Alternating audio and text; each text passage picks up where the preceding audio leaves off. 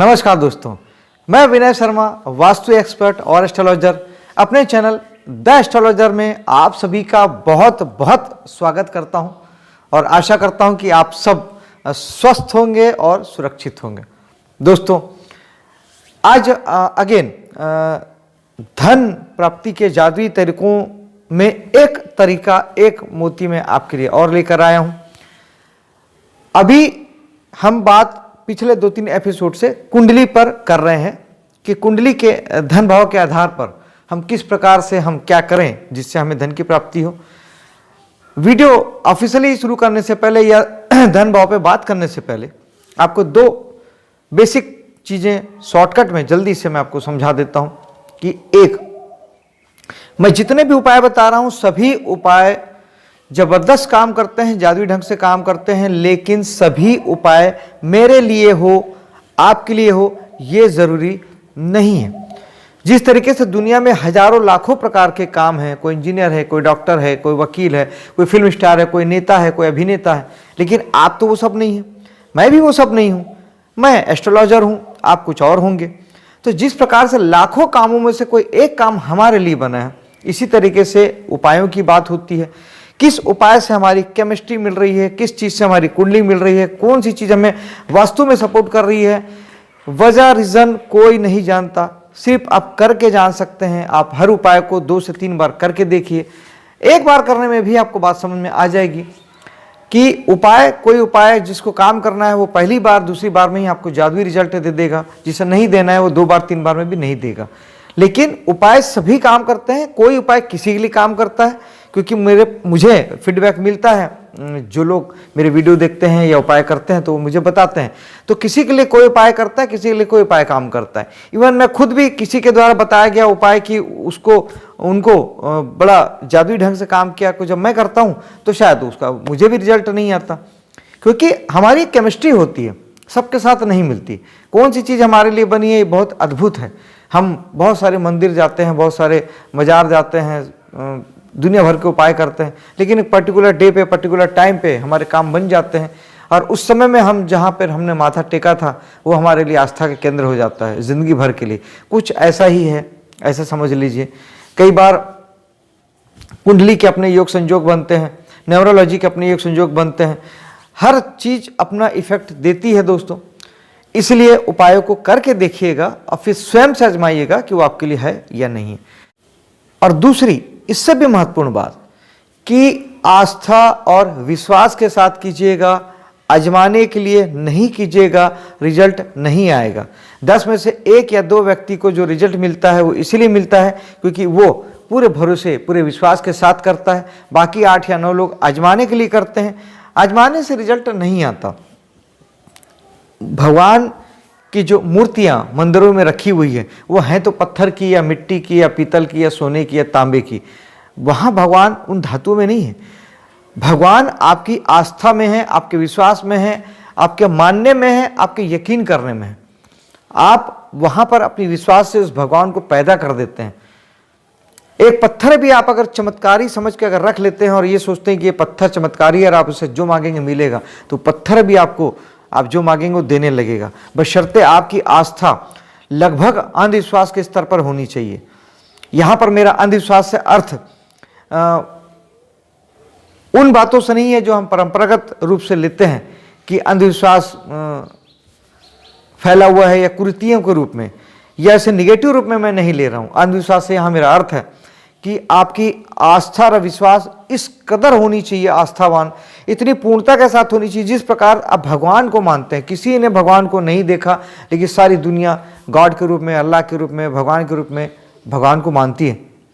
ठीक वही, वो भी तो अंधविश्वास ही तो है। अंधविश्वास का अर्थ होता है अंधा विश्वास, जिसे आपने देखा नहीं, जाना नहीं, लेकिन आप मानते हैं। यही आस्था, यही विश्वास, भगवान वाली आस्था और विश्वास अगर आप इन उपायों में रख सकें तो रिजल्ट जादुई आते हैं दोस्तों। बिना विश्वास, बिना यकीन के काम नहीं करते। ये 2 महत्वपूर्ण बात थी। अब हम उपाय की ओर चलते हैं। दोस्तों, आपकी थोड़ी सी समझ चाहिए मुझे कुंडली को लेके कि आपकी कुंडली में 12 भाव होते हैं। पहले भाव को हम लग्न कहते हैं, दूसरे भाव को हम धन भाव कहते हैं। कुंडली में राशियां नंबर के फॉर्म में 12 भाव में लिखी होती है और ग्रह के रूप में होते हैं, ग्रहों को नाम से लिखा जाता है। लेकिन जो आपके लग्न में 1 या 2 या 3 या 4 इस प्रकार से 1 से लेकर 12 तक कोई नंबर लिखा है, इसका अर्थ है कि वो आपका लग्न हुआ। नंबर जो है वो राशियों के होते हैं, राशियां फिक्स होती है, 12 राशियां होती है, मेष वृषभ मिथुन कर्क सिंह कन्या तुला वृश्चिक धनु मकर कुंभ मीन, 12 राशियां, उनके 1 से लेकर 12 तक फिक्स नंबर होते हैं। ये आप किसी भी अखबार को उठाएंगे सुबह अपने घर पर तो बहुत आसानी से वहाँ पर जो 12 राशियाँ लिखी है उसे आप पढ़ के उसके नंबर से उसको याद कर सकते हैं या आपका लग्न जान सकते हैं। वहाँ जो नंबर लिखा है उस नंबर की जो राशि होगी आप वो उसे समझ सकते हैं, क्योंकि राशियाँ 12 होती है, फिक्स होती है, उनका क्रम कभी नहीं बदलता। आपके दूसरे भाव में अगर आपका मिथुन लग्न है और आपके दूसरे भाव में कर्क राशि होगी, तो हम आज दूसरे भाव में धन भाव की बात कर रहे हैं जिनकी कर्क राशि है। कर्क राशि सिंगल राशि होती है, अकेली राशि होती है चंद्रमा की। चंद्रमा और सूर्य को एक एक राशि प्रदान है, कर्क राशि के स्वामी चंद्रमा होते हैं। अब अगर आपकी कर्क राशि धन भाव में है, इसका सीधा सा अर्थ है कि आपके लिए कर्क राशि का एटमॉस्फेयर और चंद्रमा आपके लिए धनदायक हैं, धन के कारक हैं और धन हर हाल में चंद्रमा के माध्यम से आपको आएगा ही आएगा। अब इसे हम पहले ये समझते हैं कि किसी भी भाव को कैसे एक्टिवेट किया जा सकता है। अगर कर्क राशि वहाँ पर है, इसका अर्थ है कि अगर आप कर्क राशि के एटमॉस्फेयर में यानी किसी जलीय प्रदेश में चले जाते हैं, किसी नदी के किनारे चले जाते हैं, किसी जल स्रोत के बगल में आप रहते हैं, तो ये आपके लिए बहुत ज़्यादा धनकारक हो सकता है। इसके अलावा चंद्रमा कर्क राशि माँ का प्रतिनिधित्व करती है। अगर आप सदा अपने माँ के पास रहते हैं या माँ को अपने पास रखते हैं, अगर वो हैं, जीवित हैं, तो फिर ये आपके लिए बहुत धनदायक हो सकता है। माँ से हमेशा आपको धन मिलेगा, माँ से आपको धन मिलता भी होगा, ये आपने आजमाया भी होगा, या माँ का स्वरूप में कोई भी हो, माँ तुल्य हो, उससे भी आपको धन की प्राप्ति हो सकती है। चंद्रमा जो होता है वो मन का कारक होता है। आप अपने मन की सुनेंगे, समझेंगे, तो उससे भी आपको धन की प्राप्ति होगी। धन भाव के काम करने से तो धन की प्राप्ति होती ही है।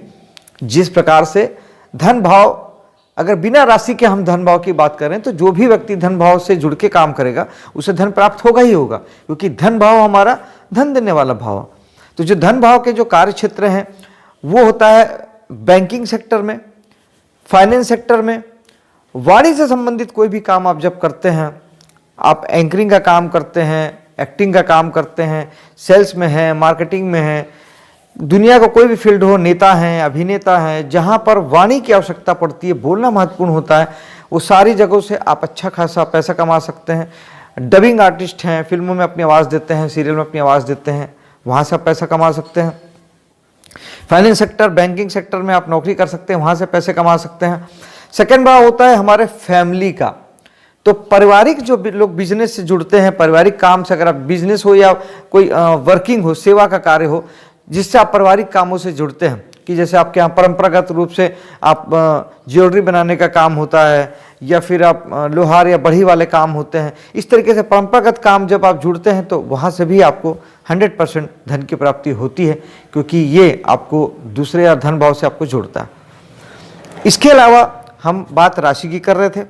कर्क राशि में हमने और एक बात अच्छे से समझनी है कि कहीं ना कहीं कर्क राशि हमारी चूंकि माँ से जुड़ा हुआ है, इसलिए कभी भी भूल कर भी माँ को तकलीफ अगर आपने दी, उन्हें कष्ट पहुंचाया, उन्हें दुख पहुंचाया, तो आप यकायक आप देखेंगे कि आप पैसे के क्राइसिस में आ जाएंगे, पैसा आपको आ नहीं सकेगा। और अगर आप माँ की सेवा करते हैं, अच्छे से सेवा करते हैं और पूजा पाठ में भी माँ स्वरूप की अगर आप पूजा करते हैं, तो आप देखेंगे कि आपको धन का फ्लो असामान्य रूप से आपका बढ़ेगा, बहुत अच्छा आपका धन आएगा, आपकी सारी ज़रूरतें आपकी पूरी होगी। मन को साधने से आपको मार्ग मिलेगा, आपको धन के समझ में आएगा कि आपको कहाँ इन्वेस्ट करना है, कैसे करके आपको धन की प्राप्ति होगी। इसके लिए बहुत ज़रूरी है कि आप मेडिटेशन करें, क्योंकि केवल मेडिटेशन ही है जो आपको मन को पढ़ने की, मन को साधने की जो शक्ति देता है, वो मेडिटेशन देता है। मेडिटेशन जितना करेंगे उतना आपका मन सधेगा और आपको धन की प्राप्ति आपको होगी। इसके अलावा चूंकि चंद्रमा जल के कारक होते हैं, तो आप जल के संबंध में, जलीय संबंध में किसी भी प्रकार के बिजनेस से अगर आप जुड़ते हैं या सेवा व्यवसाय से भी जुड़ते हैं, सेवा व्यवसाय में जैसे आप नौसेना ले सकते हैं, या फिर किसी जल के किसी भी काम में आप अगर जुड़ते हैं, आप शायद मछली पालन का काम या मछली पकड़ने का काम करते हैं, या किसी प्रकार से शिप में, यार्ड में वहाँ काम करते हैं, जल से जुड़ के आप कोई भी काम करते हैं। बिजनेस के मामले में भी अगर आप जल से संबंध में, जैसे कोल्ड ड्रिंक होता है, दूध होता है, पानी होता है, चाय होता है, लिक्विड के अगर व्यापार में आप आते हैं, चंद्रमा साक्षात दूध के कारक हैं, उसमें अगर आप आते हैं, दूध से बने प्रोडक्ट के भी काम आप कर सकते हैं, जैसे पनीर का काम है, दही का काम है। इस प्रकार से आप इन कामों से जुड़ के भी एक अच्छे खासे धन की इच्छा कामना पूर्ति कर सकते हैं। इसके अलावा आपके जो धन भाव का स्वामी जो चंद्रमा है, वो कुंडली में जिस भी भाव में बैठा है, आपका चंद्रमा किसी भी भाव में बैठा हो सकता है, पहले लग्न से लेके आपके 12 भाव तक कहीं भी बैठा हो सकता है।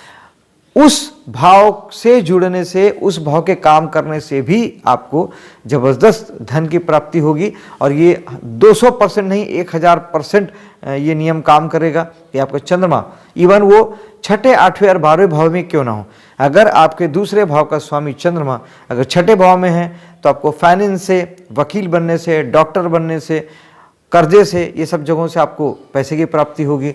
8वें भाव में होगा तब भी आपको ज्योतिष से, वास्तु से, न्यूमरोलॉजी से और रिसर्च बेस्ड कामों से, वैज्ञानिक कामों से, LIC से, टैक्सेशन डिपार्टमेंट से, यहाँ से आपको धन की प्राप्ति होगी।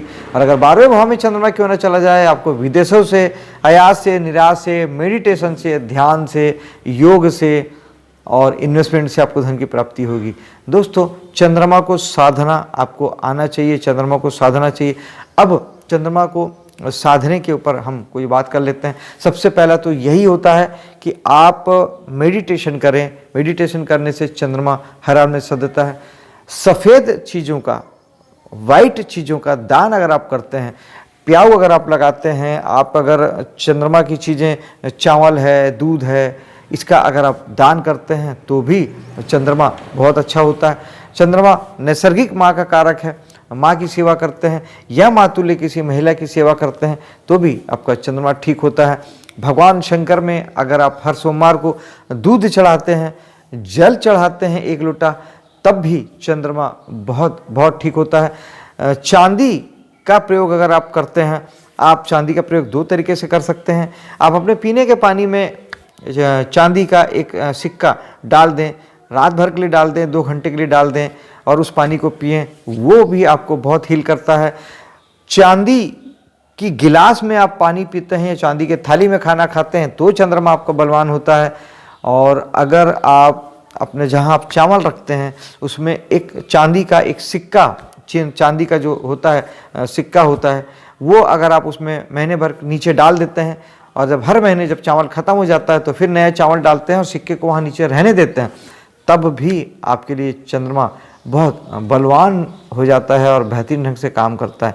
और सबसे महत्वपूर्ण मैं फिर कहना चाहूँगा, जो मैंने सबसे पहले कहा था, मेडिटेशन करेंगे तो मन बलवान होगा, मन बलवान होगा तो चंद्रमा बलवान होगा, मन को साधेंगे तो चंद्रमा सधेगा, मन को साधिएगा और आपका धन भाव अपने आप सधता चला जाएगा। पैसों की बारिश का जादुई तरीके का ये एक जादुई तरीका था। मेरे वीडियो को लाइक शेयर जरूर से कीजिएगा, मेरे चैनल को सब्सक्राइब कीजिएगा और बेल आइकॉन को दबाना बिल्कुल भी नहीं भूलेगा। मिलता हूँ आपसे अगले वीडियो में, तब तक के लिए जय हिंद, जय माता दी।